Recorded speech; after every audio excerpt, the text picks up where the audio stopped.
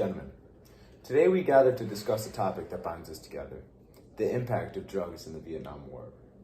We are all players in this chaotic symphony, shaping destinies through our nations, through our pursuits.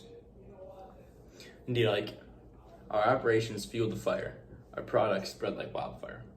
Back then, weed was milder, less potent compared to today. But it served its purpose well, providing solace to the soldiers amidst the chaos. Oh, how times have changed. The evolution of our products, stronger and more addictive. We cater to the insatiable cravings of the post-war generation. The profits continue to flow. Our drugs were an escape, a temporary respite from the horrors of war. Soldiers sought solace in heroin, opium, and marijuana. But we didn't stop at providing a momentary escape. We saw an opportunity to secure our power. What do you mean, Ike? Well, we decided to get them hooked, to make them dependent on our drugs. We started lacing the substances with additives, increasing their potency, and ultimately trapping the soldiers in our web. You poisoned our customers? Why would we do such a thing? It was a strategic move, my friend. Yeah. By addicting the soldiers, we ensured their loyalty and their resilience on us. And when necessary, we had the power to eliminate our enemies. We held their lives in our hands. That's a risky game, Ike. What if it backfired? Some collateral damage was inevitable, of course, but we couldn't let that stop us.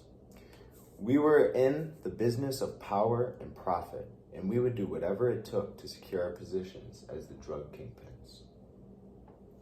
So, the chaos we caused in both countries, the devastation, it was all part of a grand plan? The suffering and death of soldiers were mere stepping stones to success? Exactly, yeah.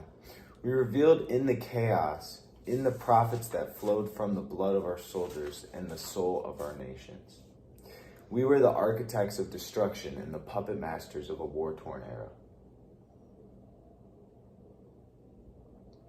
Speaking of war and also the aftermath, let's take a moment to reflect. I have some footage that would transport us back to those times.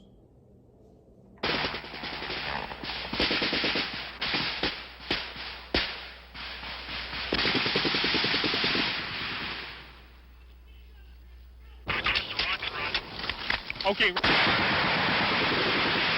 Okay, would you roll in a 270 from the smoke, approximately 100 meters away from it now.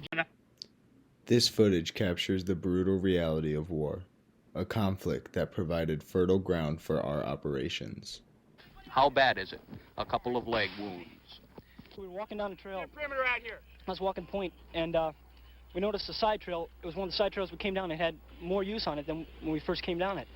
So I looked up and spotted it was an NVA. He had a green uniform, had an AK, and it was like a quick draw whole thing. I opened up in him, he opened up in me. Yeah, I'm afraid it works that way. But he's lying up there on the trail. Roger that. We haven't taken fire anywhere yet. I got hit in both legs. Pop smoke, 4-3.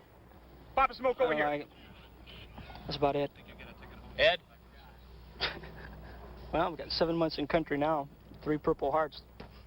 I don't need a 4th. And here we see the intertwined relationship between drugs and the soldiers, the escape they sought from the horrors of war, unwittingly contributing to the rise of addiction. From a ball, you just put the ball in a chamber and all. Paul, let me borrow that ball from you. Cool. I heard this is probably all SIDS and we're getting busted, but I don't care. Shotgun.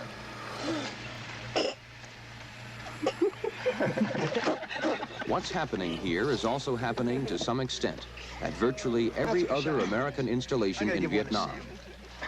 Recent surveys estimate that well over 50% of the soldiers in Vietnam use marijuana. You get really stoned. Then, who cares about the war? This war.